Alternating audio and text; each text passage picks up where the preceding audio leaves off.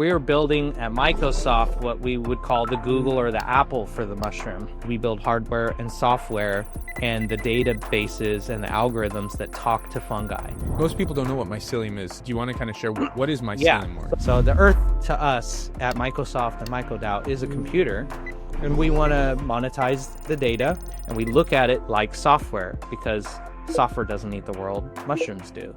Most people think mushrooms are plants. A lot of people don't even know that it's a whole kingdom. There's plants, animals, and there's this whole kingdom of life called the fungi kingdom of life. Mushrooms are localized, but they're valuable to the whole planet. And so if I could buy cordyceps from China, and I can buy lion's mane from Virginia, and I'm in Chile, then that changes my context of restaurants, of food, of medicine, of drug, because I have a global access to this tissue. And if it's in a place that I could click and order it, that changes the whole simplicity. The Amazon model of mushroom is really important to us. What a lot of people don't realize is just how vast this space is, right? I mean, there are millions of species of fungi with no name, which we don't know. MycoDAO and Microsoft is definitely going to enable a whole new generation of explorers, innovators, entrepreneurs. How do you see this all coming together for MycoDAO? The real thing is like a mushroom could be customized for a specific person for a specific problem. Once we get to that level, we're like, this mushroom helps, but we could upgrade it to help you. That becomes the like personal aspect of personalized medicine. We just have to know what's there first to do that.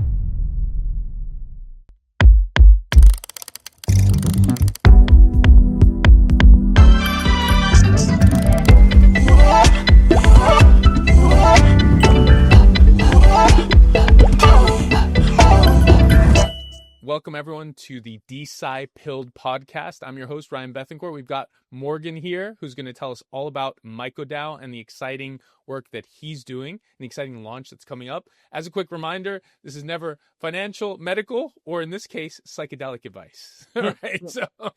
So Morgan, would love to hear a little bit more. Obviously, we talked a little bit before the show. Would love to hear a little bit more about why you fell in love with mycology. Like for a lot of people, it's like, why mycology? And I know mycologists, when they fall in love, usually have really defining moments with that. I can say the first time I actually knew what a mushroom was and went to go investigate it, I was with my uncle in the forest in North California, in Mendocino, Jackson County, actually, just north of Mendocino, which is north of San Francisco and Sonoma, the redwoods of California. The largest tree on earth is there. And so we were going through the woods. We were going abalone hunting on the coast to pull abalones out of Fort Bragg, the beach town. Wow. And my uncle, gun-toting, mushroom farmer, hippie, cannabis farmer guy, he's like, I'm going to teach you how to shoot guns, go diving, and we're going to go look for mushrooms. I was like, why? He's like, because I like cooking some of them with the abalone, oysters and things like that. I was like, I don't know what those are. So he had his little book, his guide, field guide, the old rusty moldy book that had all the mushrooms in it. And I went hours with him into the woods, down trails, past train tracks that haven't been touched in 100 years to go find, I know there's some oyster mushrooms over here. Wow. And my uncle literally pulled up pounds of mushrooms. I was 20 years old. And he took a piece and started eating it. He's like, oh yeah, that's probably this. Look how slimy it is on the top, and the gills go this way, not this way. And he's looking through his book. He's like, oh, it does look like one of these. That could kill you. I'm not sure, so we'll just take them home. And then later in the evening, he cooked these mushrooms, and he's like, I'm going to eat these. If I don't wake up tomorrow, no one else eat them. I was like, what? Why would you do that? He's like, I've had my stomach pumped a few times.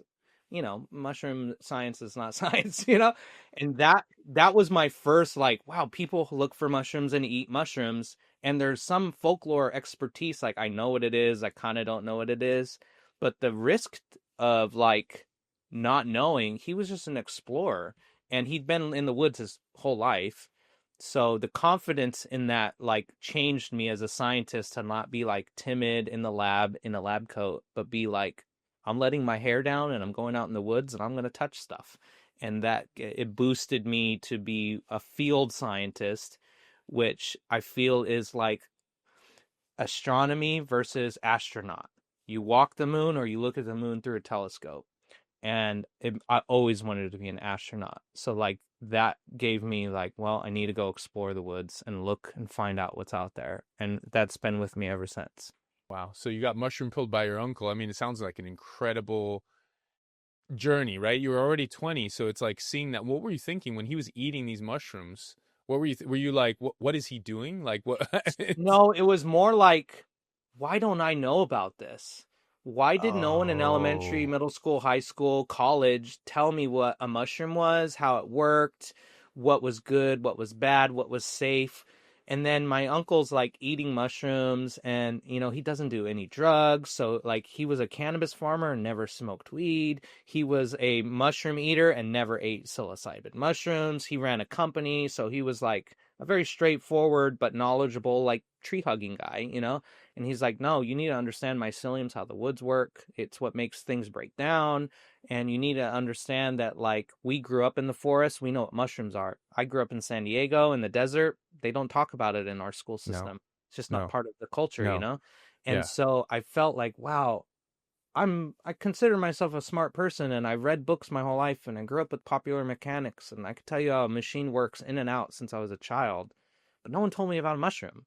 I know about plants. My dad taught me how to grow corn at 6, but he didn't tell me about fungus or mycelium or mycorrhizae in the roots. No one told us about that because it's not part of our like school system or Mm-hmm.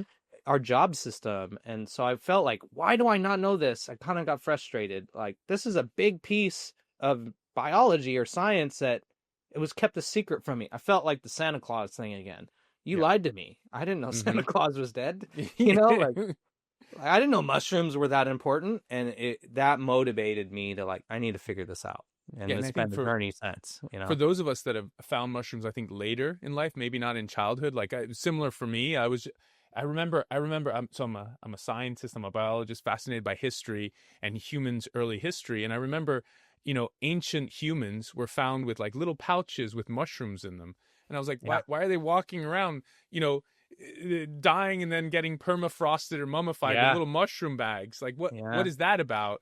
And that led me down this route of, wait a minute, mushrooms are medicines and they have therapeutic, food, nutritional, psychedelic application. It's like mind blowing when you start to look at something that honestly most of us just really know very little about, or we're educated very little about the importance of mushrooms to humanity today, to Homo sapiens, and maybe even those species that came before us, right? Yeah, I mean, there's real like Paul Stamets, famous mycologist. He talks about that agarikon that the caveman found that he used as a lighter. He kept an ember burning in it for months, and he was frozen with it.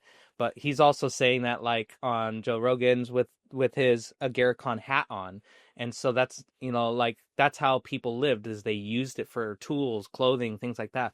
But it's even deeper than that. That we found a 2 billion-year-old fossilized fungus, a mushroom. It's probably the oldest multicellular organism on Earth.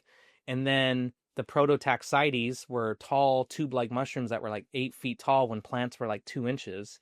And there may be like that theory, the panspermia, that spores came in a comet when it was just lava rock, because we know that all of the rock is turned into dirt by fungus, calcium pocking and taking nitrogen Mm-hmm. out of rock and turning it into dirt. So like I deeply think that fungus is the primordial soup. If you're natural selection, Darwinian evolution, if you follow that line of science and history, that it might have been fungus that made the primordial soup. It could have been fungus that made the dirt that made it viable for other life. Like maybe viruses and bacteria and octopuses came from space or just evolved, but it was the dirt that made it viable, and that was definitely done by fungus. So without that, it's not just human civilization that it built. It built the planet. And I try to like really show that that is what mushroom is. It's the planet builder. And if you like think of sci-fi, like, and you want to make a planet and you want to turn the moon or Mars into a planet, it's really the spore, not the plant seed, that makes everything come to life. And that is something we don't get taught. We get taught the plant, we get taught the seed, the animal, Yeah. and the human. We we Yeah. we miss that first organism, which it's got its own thing now. It's funga, flora, fauna, and And really, I try to like advocate for those organisms. You know, we have plant loving people and we have animal loving people. We have veterinarians and we have gardeners, but the fungal stuff is like just as important. It's just it's missing a lot of advocacy and education and money and science and really like the vocabulary. Like, what is it? I mean, it's a whole kingdom of life. Like a lot of people don't even know that it's a whole kingdom. There's plants, like you said, animals, and there's this whole kingdom of life called the fungi kingdom of Yeah. life. And it's Yeah. like very few people know that. I know I talk to a lot of consumers often with CPG products. Our products have fungi in them. They have yeast and koji. Most people think mushrooms are plants. I'm It's a glad really you even mentioned koji. Like koji is the national mold of Japan. Soy, sake, so much of the food culture in Japan is based on this mold, and it's literally like the government funded national mold of Japan, but it's part of that culture. yeah, America, we don't.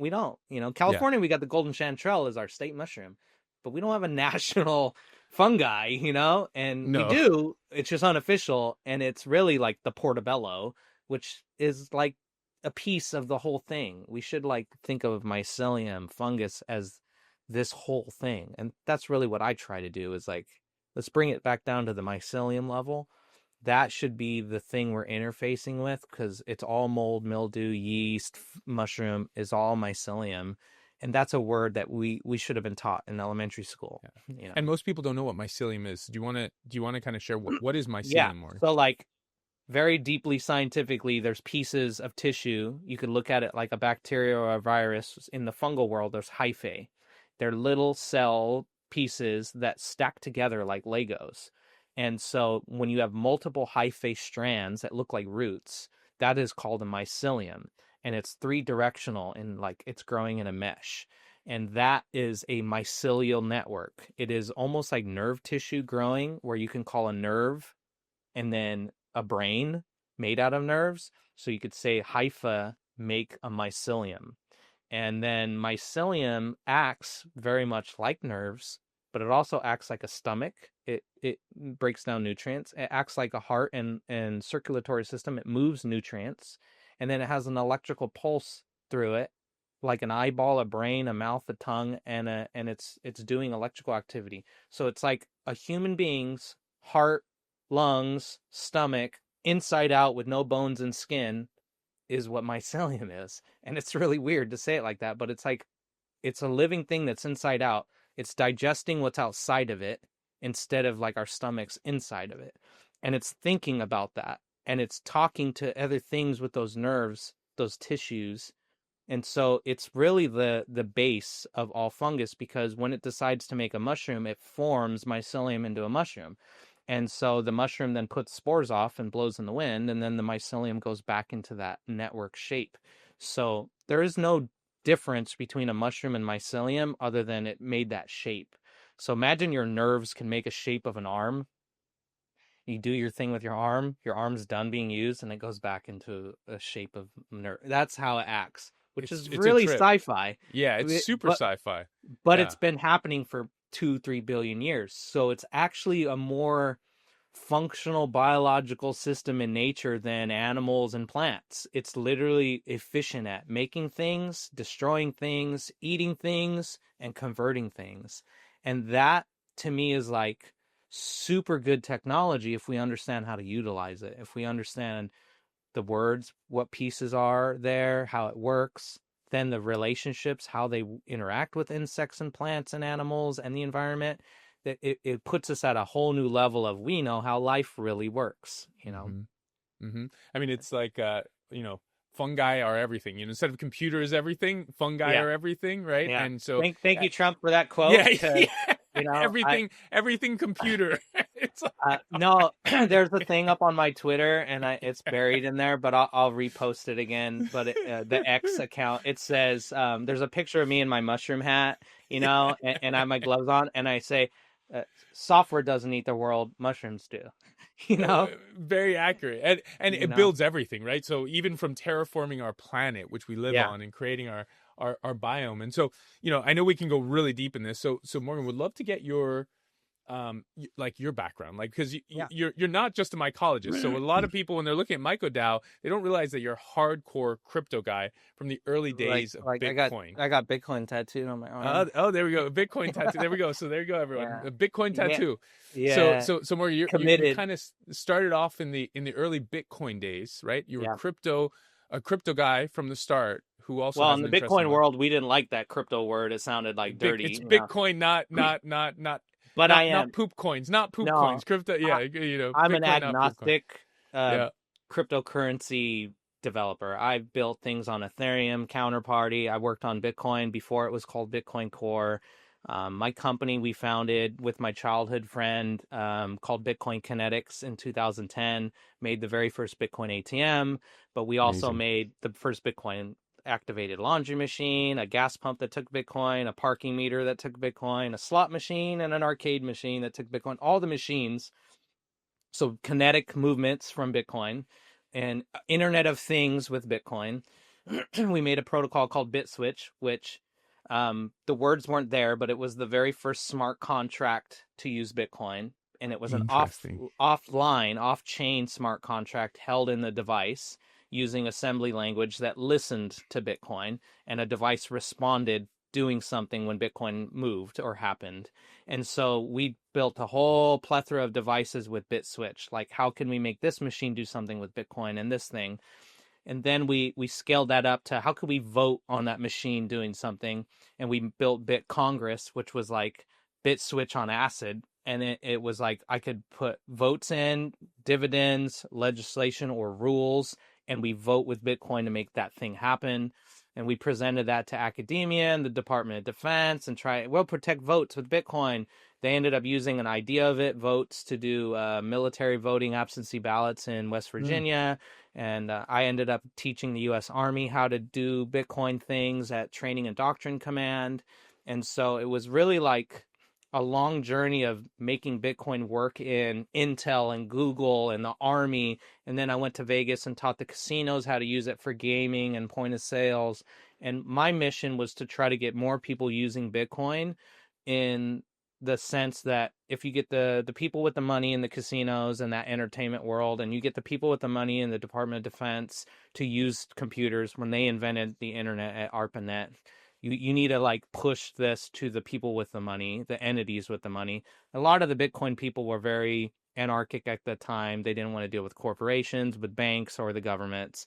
And then we now know that like the governments and the corporations and the banks are all Bitcoin users now. And so in the early days, I was kind of even shunned by some Bitcoin people. Like, why are you talking to the military about Bitcoin? And why are you talking to corporations about Bitcoin? Because that's what got us here. And I could take full responsibility that even like Jason Lowery, who wrote Soft War about the military using Bitcoin, quoted some of my work in there when I was a civilian. So I got to sit in military bases, teach the chief of staff of the U.S. Army how Bitcoin worked, pontificate with casino owners on how gambling and chips could use Bitcoin. So I was a big advocate for it, built a lot of different things to make it cool and useful. And most of those concepts are now done on Ethereum and Solana. And so I'm a big lover of the science and the computer of that. And I'm not what would be called a Bitcoin maximalist in the technology world because I loved those things. I wanted those to be done on Bitcoin. And then the Bitcoin Core community, the companies that kind of take control of that, it's a little bit less decentralized than it was. A lot of those cool things aren't getting done on Bitcoin up until maybe the ordinals protocol comes out, and then some of those cool things start happening again. So I'm always looking for what tools are good. I'm not a cultist when it comes to like Bitcoin should be the only thing. I actually have like a long philosophy in arguing with the government about what Bitcoin is or isn't. And like I love the philosophical debate on how AI works, how Bitcoin works, how all the crypto works, how smart contracts work. So I consider myself a computer scientist. All of that stuff is a computer to me. Mushroom is a computer to me. A biological computer, and I'm just trying to think of We're how back to everything computing. is computer, right? Yeah, It's like yeah, those and sound bites. I taught my first grade teacher how to use a computer, so it's just been my mission is to like how to push the computer forward. Yeah. I just recently went to the Computer History Museum with my team and like touched the old IBM Oh, computers that's and a the punch card beautiful. machine, I love that So I museum. love Yeah, that stuff. for those that are not familiar with it, it's in, I think it's in Mountain View, right? The Yep. Computer Right next History to Museum. Googleplex. Yeah. It's a Google, right next to Googleplex, and it has the entire history of the computer sciences and computer. It's beautiful, right? I don't know if you want to describe it for Every everyone who. robot, every mouse ever made, every video Oh, game console ever made, every disc and CD and floppy disk ever made, every transistor ever made. And then there's, the very first Bitcoin ASIC miners in there. The very first self-driving car is in there. The very first crash dummy for testing robots and cars is in, like, computer history. And so we have Mushroom One, which is our biological computer we build at Microsoft. all And I right, all and I right. and, Now we're gonna and get I into that, right? We're yeah. gonna get into So this. So going from I seventh I took seventh this core guy and developer put of him in front of Bitcoin, it. right? Yeah, So yeah, seventh core developer of Bitcoin to playing with Ethereum and Solana, right? yep, Programming, building systems and processes, yep, including basically building a layer to bring Bitcoin across to DAOs on yep, yep, Solana, right? Which yep. I think That's is what an I'm working on exciting now. innovation that Yep, which you're working on now. And now you've got Microsoft yep, and you've got MycoDAO, right? So yeah. tell us about those. So, you know, entities need to get created for funding. And so um, Microsoft was created conceptually 14 years ago.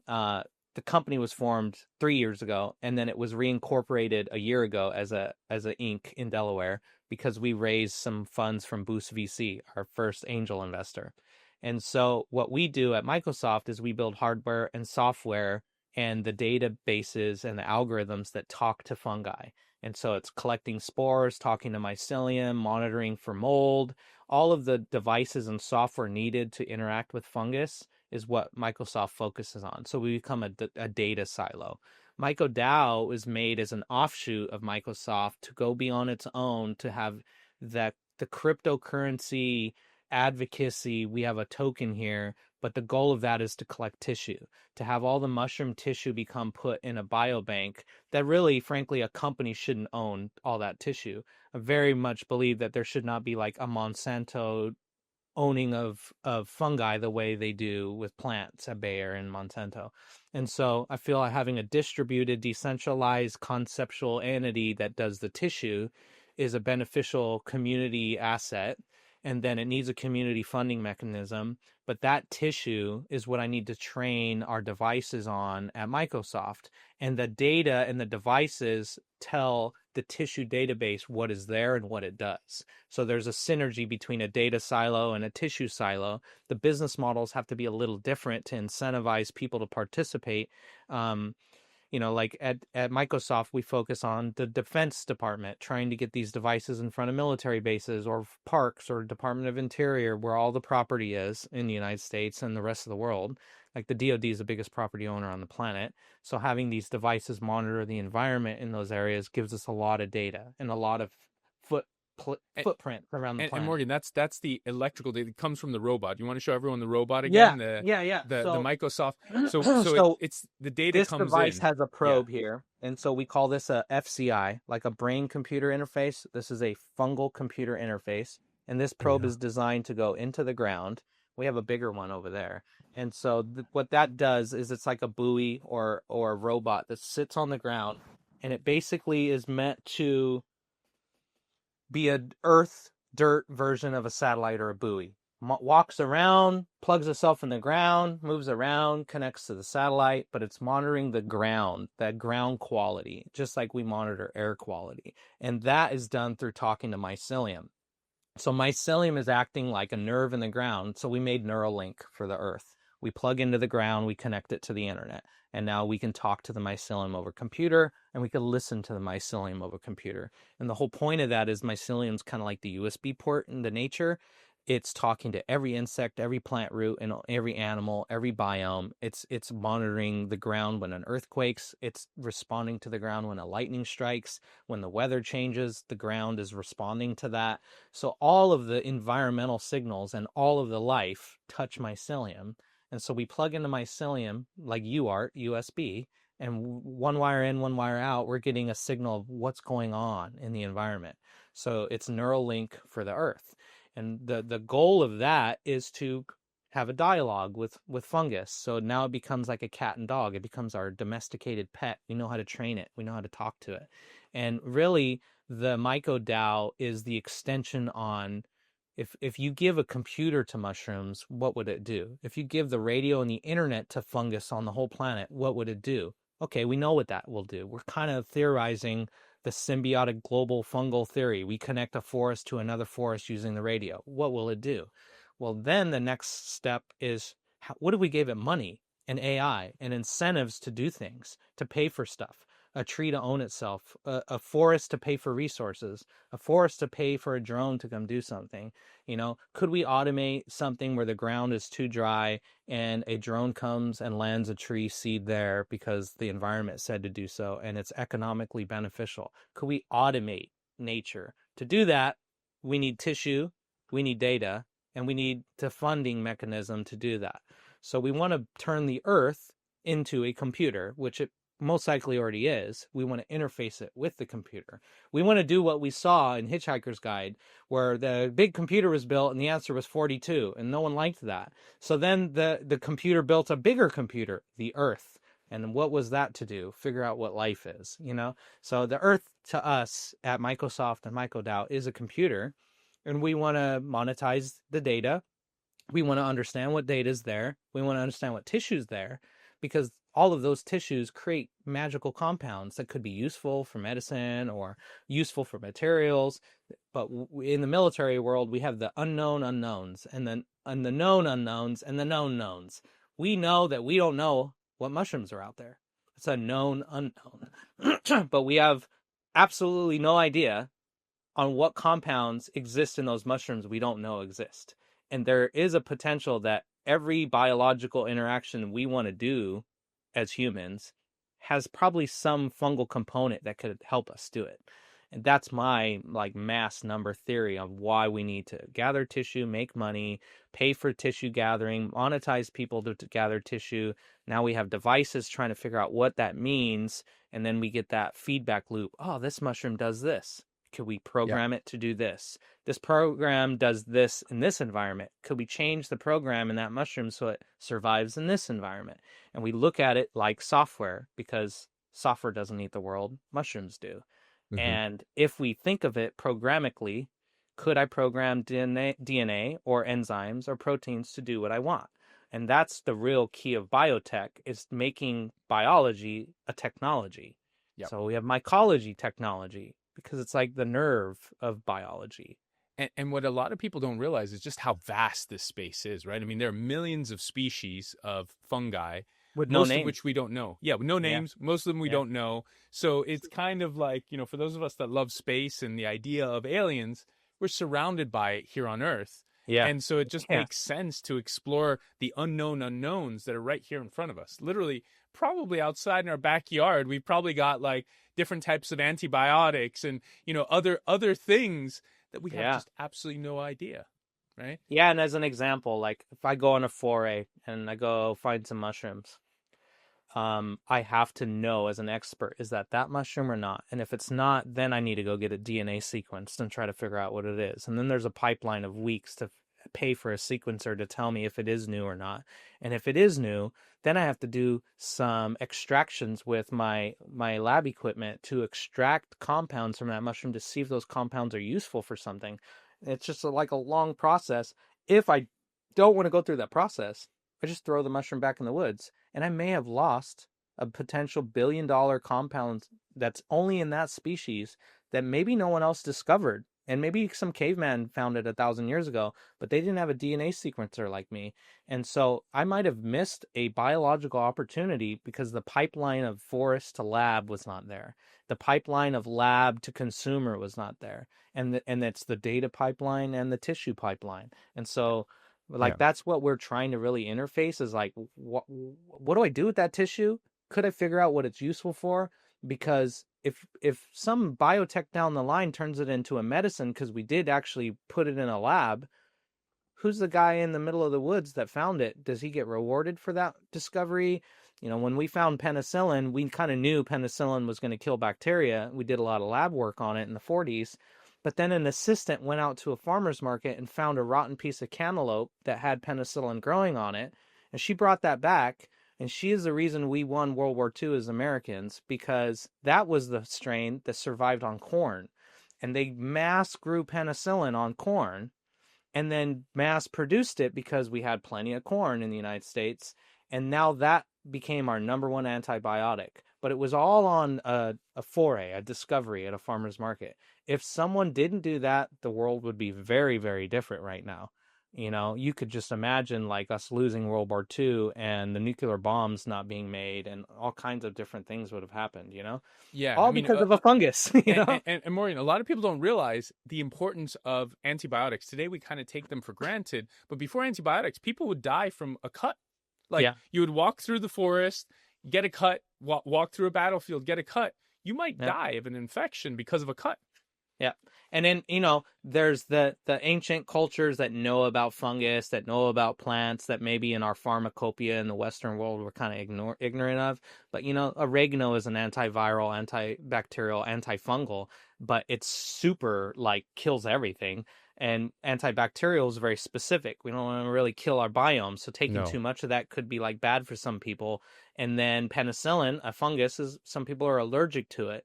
And then before that, you know, colloidal silver, someone would put silver in liquid and electrolyze it. And silver is an antibacterial. That's why the wealthy of the world had silver spoons and silver plates, because bacteria didn't grow on the silver, you know, utensils. Rotten food was really better that way. But you had to be rich to do that. So there was plenty of history of like, we know how to fight the germs of the world, even though we didn't know what germs really were. And then when penicillin comes out, it was really one of the first, like, we're going to biotech this thing. We're going to use it for our thing. That's the same knowledge that 90% of the vitamin C on Earth is made by fungus, not by lemons and limes. And it's Mm-hmm. because we figured out that's cheaper. And, you know, in the cannabis world, we know of the THC. They already figured out how to make a bacteria make THC. And so it like all of the things that we do as scientists biologically, could we use them as tools to make things? I know that there's a giant palette of fungus out there, like paints, that no one's painting with because Uh-huh. that has not been identified. Just like we have like 75 million colors, but there's not that many hex codes on all those colors, like for a website, you know. We don't have Crayola names for all of those colors. We don't have names for all the fungus. There's 50,000 with names. There's 500 that most countries around the world interact with. And there's only 50 to 20 that in America you will ever see at a farmer's market. But then there's that 5 million that we don't even know are out there. So we want to figure out how to capture that, monetize that, distribute that. Because to me, if we had that in our coffers as a human civilization, we know everything that's there. We first of all know how life works on Earth now. We know how to make life on another planet. And then any biological problem most likely has some fungal solution or an additive that will help it. And now we Mm-hmm. have that tool set. We know we're not ignorant walking around with a hammer and no screwdrivers and no saws. Like Yeah. those are tools we should be using. We just don't even have a name for them right now. And To that's the me, problem. it's incredible, right? The potential of naturally occurring molecules like rapamycin, right? For those of us that are into longevity, Yeah. rapamycin was discovered on Easter Island. It was used it came from a fungi. Basically, it was like, okay, well, it is a graft versus host disease, helps with that, reducing the rejection of organs. And then we found a couple decades ago, by the way, we're giving it to these organ transplant patients, and guess what? They seem to be living longer. Why is that? And then we went down this rabbit hole of longevity, right? And so, there are this space that you're talking about is so vast, right? And I want to be, get us a little more specific with mycodao, because it's like Yeah. Yeah. the field explorer can go from identifying mushrooms and fungi. Not all fungi is a mushroom, right? They Yeah. can identify fungi Yep. and can basically tag it, catalog it, Yep. explore it, and then use mycodao as a commercialization pathway to get the knowledge and the insights and the commercialization out there. Is that Yeah. kind of the plan? Yeah, but also in that is like, you know, you have an adult and a child version of the same story. The adult version is patents, of that compound, IP tokens, Yeah. monetization of that, tokenization of the licensing of that compound or that species, the naming of that species for your company or your name or your science group to market you as a scientist. But and by the All way, of the that's the fun thing. If you discover a fungi, you can name it, right? Like yeah, you can just actually, like if a you planet. discover something, you can name it. Yeah. Yeah, and like famously, like Paul Stamets, people have found psilocybin and named it the Stamesis. They named it after him. He has a Star Trek character named after him because they're using a fungal drive in Star Trek. So, like, as a scientist, if Wow, you want to be rich and I didn't famous, even know that. Okay, yeah, as a Trekkie myself, so yeah, I okay. did Oh, not the know that. the not the one of the newest Star I Treks. yeah, I know when they had the fungal drive, the spore Yeah, drive. but They called it the spore the drive, spore right? drive, but the engineer on the show is named Paul Stamets. They named the engineer after Oh, him. I hadn't made that and connection. and Yeah. so there's the sci-fi world, but there's the biotech commercial world where like, oh, I want to get monetized and participate, and my science gets funded. There's tokenization of things I discovered. We do research on mycology. We monetize it, tokenize it. That's a really important thing. But then I go back down to the 7-year-old, the 10-year-old, the 12-year-old.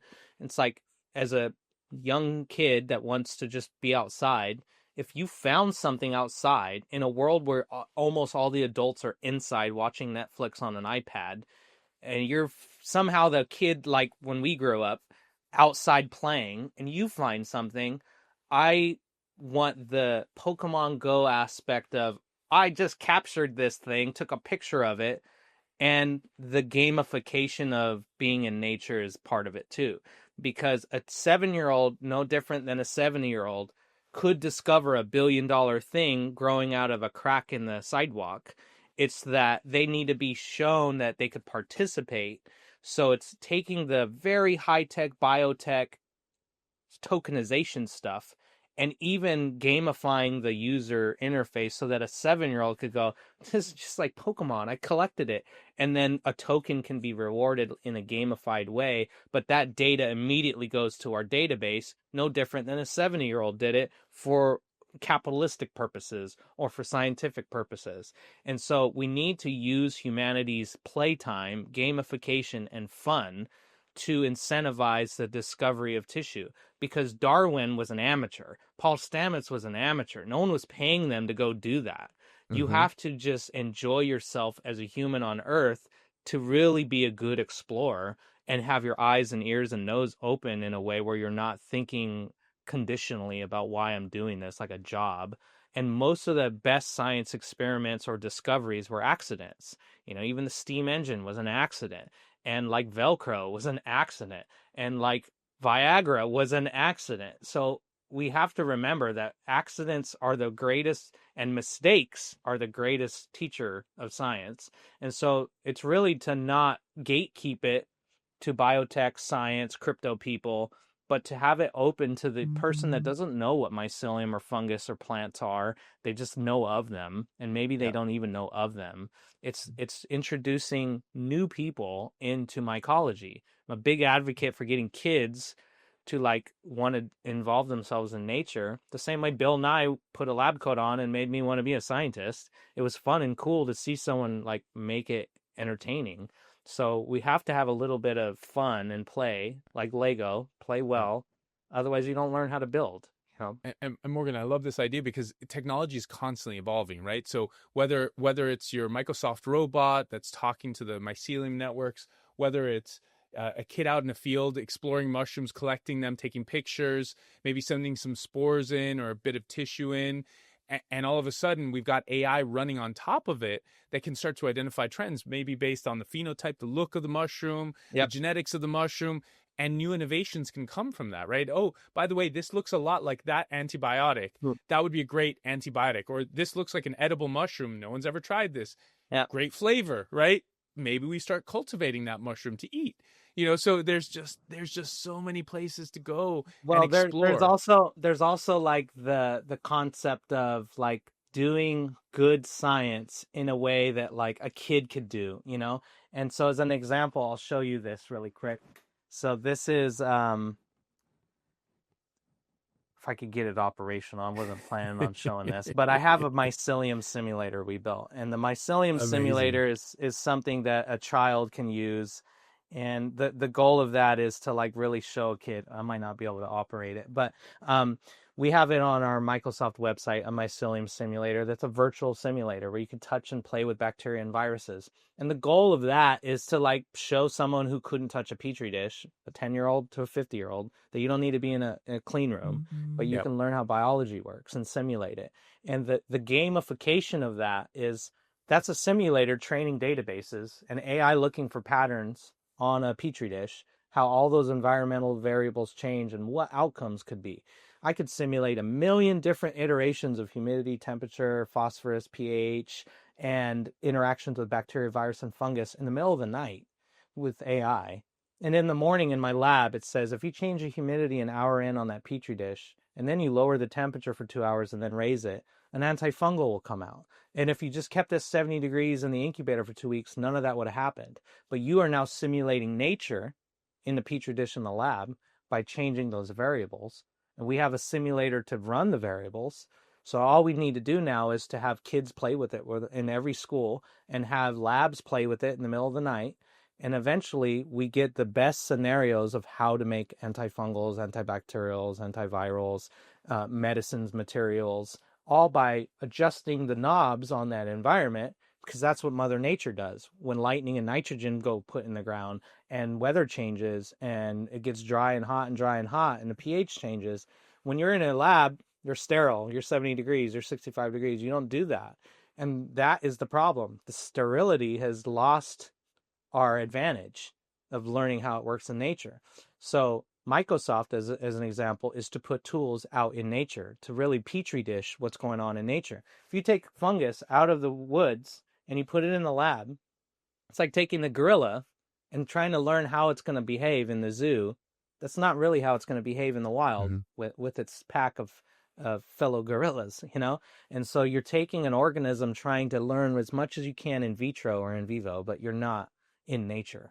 And I think that is what we need to incentivize is going out in the forest, looking for things, getting rewarded to do that, going out and putting devices outside, which is what our company does, to really learn what's going on outside as it's happening, Mm-hmm. and not think that science needs to be in a lab all the time, only and only in a petri dish, because science is an outside thing.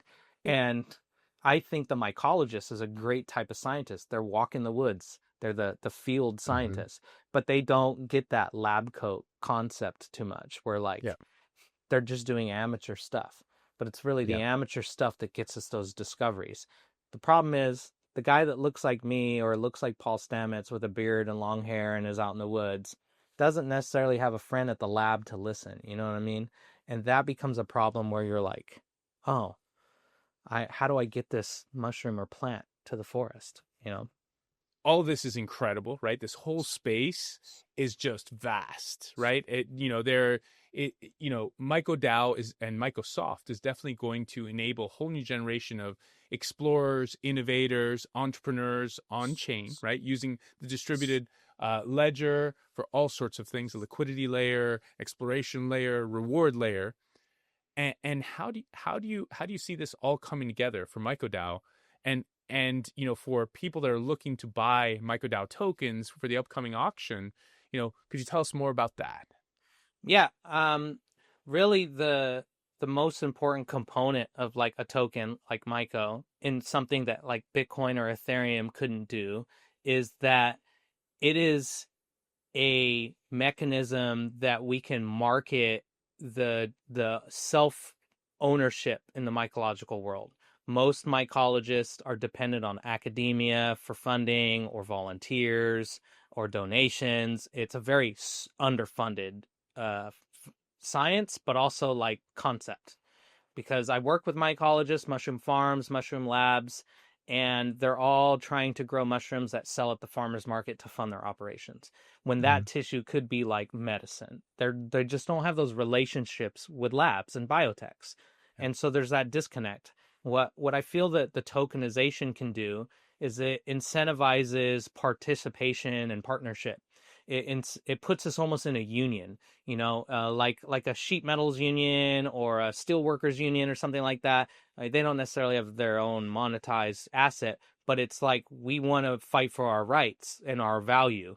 And so if we can value tissue, value a mushroom farm, value a lab, value the compounds they're sharing with each other, I'm the only one with this rare lion's mane and your lab can make money on it. If that becomes like a financial relationship where there's a asset like Myco that is distributed, even if it's temporary, to just build relationships and then liquidated, that allows a kind of collective company to be formed where we don't lose our ownership of our lab or our ownership of our farm or the ownership of my research. And really MycoDAO is to incubate but also unionize mycologists. At NAMA, the North American Mycological Association, there's 15,000-ish volunteers and 80 clubs in North America, and they're scrapping together $1,000 a year scholarship. It's ridiculous that is the minimum amount that is being put into like students at school to learn mycology. So we know in the crypto world that we have access to this liquidity market. In the meme world and in the layer one of Bitcoin and Ethereum, there's trillions of dollars, and to trickle that into science is the goal of DeSci. And in my opinion, mycology is one of the most important base sciences that needs to get that trickle in, which will trickle up to all the other sciences. So I look at Myco as a foundational asset that will trickle into the other kind of DAOs, the other kind of science. And then we now can show the non-digital field scientists, the forest people, that you have a digital tool to monetize your work, to monetize your access to the forest in a way that like no one goes in that woods but you should be rewarded for having access and knowledge. And so I feel that if we put a black rock together for mushroom, we're building at Microsoft what we would call the Google or the Apple for the mushroom. And I work for the mushroom. And I think a lot of mycologists will say the same thing. We work for the mushroom. I ate some mushrooms. I breathe the mushrooms. I feel like I have to do this for the mushroom. I don't even know why. And it's really like a collective organism. Like we're doing what we're told for the fungus. The fungus needs a bank. The fungus needs a black rock. It needs to monetize itself. It needs commoditized mycelium, commoditized mushroom prices. Those tissues can't just be like pork, wheat, portobello.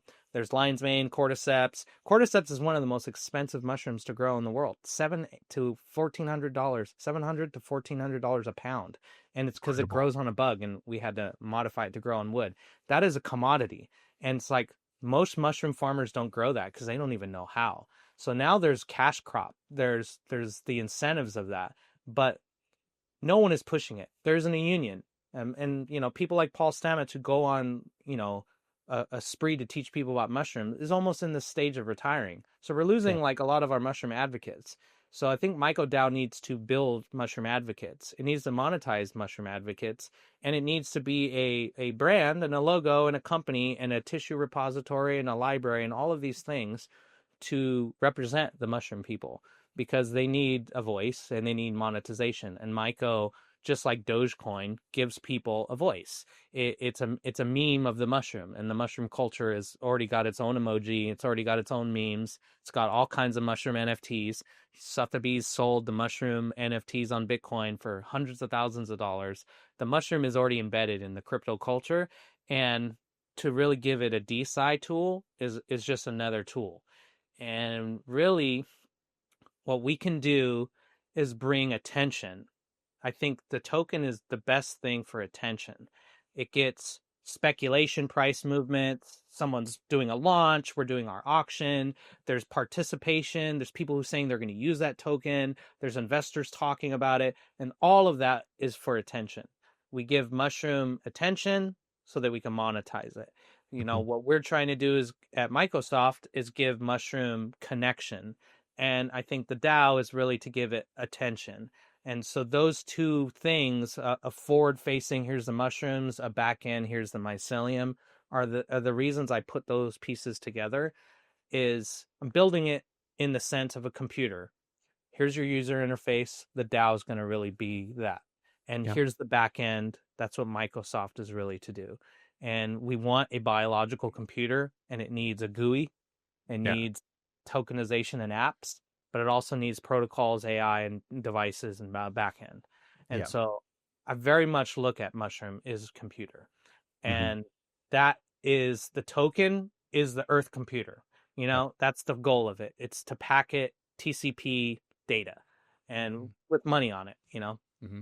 Yeah, I mean, one of the, I think we're going through a little bit of a bear market across the crypto space, and I think everyone's looking at this and kind of wondering, okay, well, what's real here within DeSci? And Yeah, one of the things that we've seen through just the beginning of this journey, and I think DeSci is relatively young. I think it's been around for a year or two, about 2 years with on Ethereum. It's been around on Solana for about 6 months. yeah, And what's been happening is the rapid evolution has been honestly incredible. Like for me, it blew my mind when I saw Pumped Out Science use its tokens as a way of monetizing it and then enabling the next study through the yeah, monetization of the tokens. Like that was incredible. Testing for longevity. The same thing with MycoDAO is, wouldn't it be incredible if the entire white space around mushrooms and mycelium was enabled and monetized, and products were created using the yeah, MycoDAO and MycoDAO token, MycoDAO DeFi, MycoDAO resources, so that yeah, that forager that you were saying, they could get an investment, a grant in MycoDAO tokens, and then yeah, start to actually make new types of mushrooms, sell them, make money, yeah. add value to the MycoDAO. And so, I think for those that are skeptical, because there are a lot, and I would love Sure. to hear your perspective, I think we're very early and we're only just now starting to see DAOs and DeSci DAOs in specific starting to offer products and services. And I think that's where it gets really powerful when you have Yeah, real yeah, revenue that you can yeah. add to the DAO and share with the entire community. Yeah, and as an entity, the DAO is a business. MycoDAO is monetization of collection of tissue, storage of tissue, and leasing and distribution of tissue. That freezer with all the mushrooms, all the data that they do, and who wants to buy that tissue is a business that we're the only ones in that business right now. That's why it was built, because the mycological industry is missing a biobank for tissue. And once that exists, and we have a vending machine of all mushrooms that exist, all yeast that exists, all mold that exists, imagine every beer, every bread, every mushroom Amazing. food at every restaurant now has a source, an Amazon to get those tissues and grow them, whether they're in a petri dish, a slant, or a whole block of mushroom. That does not exist until MycoDAO puts it in the public face. Because that business was missing, that was the motivation to build the DAO, not the token. The token is a supplemental thing that is built to bring people to the market. There are people that sell good mushrooms in farmers markets around the world, but they don't know how to access the crypto market mostly. So there are people that accept Bitcoin for things like that at the farmers markets, at a very low level. But the tokenization of that is to bring those people into the global market where they have access to someone who wants to buy that tissue in different countries and regions, because mushrooms are localized, but they're valuable to the whole planet. And so if 100%. I could buy cordyceps from China and I can buy lion's mane from Virginia and I'm in Chile, then that changes my context of restaurants, of food, of medicine, of drug, because I have a global access to this tissue. And if it's in a place that I could click and order it, that changes the whole simplicity. The Amazon model of mushroom is really important to us. And then bringing the business into the DAO world, I think the acronyms of like DeSci and DPIN and DeFi are good for our community in the crypto world. But in reality, MycoDAO, the decentralized autonomous organization, is a biotech. It is a science company. It is interfacing with decentralized science concepts. It is interfacing with decentralized autonomous organization and cryptocurrency. But those are just some of the tools we're doing. In the sense that Illumina or Biogen or any of these big biotechs are biotech companies, maybe they're not utilizing crypto technology. So MycoDAO as a whole is a company. It is a science company. It is working on biotechnology, but it is touching the crypto world, the DeSci world. And Microsoft, the same sense, is touching the DPIN world. But those acronyms we get gatekeeped on them that the crypto people are involved. And the biggest responsibility of like Microsoft and MicroDAO, in my opinion, is getting the common man, the common defense people, the common environmentalists that have no concept of cryptocurrency to utilize it. Mm-hmm. When we go sell devices to the military, we don't talk about tokenization. They don't really care about that. They do care about making sure the environment's not being used as a weapon. Mm-hmm. So that's what we talk about. When we go and we talk about the tissue storage that the DAO is doing, we're doing it to the IP world that no one owns this tissue. This tissue is owned by the community. And we're not CRISPRing and genetically modifying tissue. We're collecting tissue and giving that tissue back in a format that anyone can take it. We could train tissue and modify it, but also like you can't patent a mushroom. So here is a model to distribute that tissue in the biotech world, but we also use crypto as a tool to make it better. It's Yeah. not necessarily that that's where we only live, because the biggest problems with DeSci or crypto or DeFi is that it's gatekeeped a little bit. And what we want is 8 billion people to use Mm-hmm. all this stuff. So that's really the goal. Morgan, I'm confident that, like I'm thinking right now, the different sourdough mixes, the different types of flavors of mushrooms, the different types of medicines that people, different types of materials people will develop within the MycoDAO and with the tissue bank and with the support of grants and various other things. So I think we're all super excited about where you're going and where the entire community is going with MycoDAO. I think there's a plug there, right? The auction's launching very soon. Yeah, this week. This week we should Yep. have our launch pad ready to go, curation with the bioprotocol. bioprotocol website, Yeah. right? So Yeah. bioprotocol website. Yeah, and all of that will be up on mycodao.com, which is a new brand face for us, which we just finalized, and really focusing on the gamification and letting a 10-year-old feel comfortable, like, wow, I want to participate in this. Our website and our brand and our apps look like a Game Boy. That's the goal, is to make it fun. For those of us in crypto that love pixel art and those of us that love games, it's pixel art. So highly recommend. I love it. We have our I'm concept a collector of pixel Fung art IP, too. which is important. Our IP inscriptions using ordinals. We're using IP NFTs and tokens the way Molecule has done it, but we're also doing something new with Bitcoin ordinals and inscribing fungal data and compounds in Bitcoin. And, like we're trying to put the fun in fungi, the fungibility and the non-fungibility. And like that's the whole point, is to make it cool and interesting and actually useful. It needs to be a real useful business. Amazon is useful to me. Google is useful to me. We're building these to be useful because I want someone to be able to order any mushroom they want, any mold they want. Yeah, and the real thing is like a mushroom could be customized for a specific person for a specific problem. Once we get to that level, we're like, this mushroom helps, but we could upgrade it to help you. That becomes the like personal aspect of personalized medicine. We just have to know what's there first to do that. We're using 50 inks when we should have 5 million inks, you know?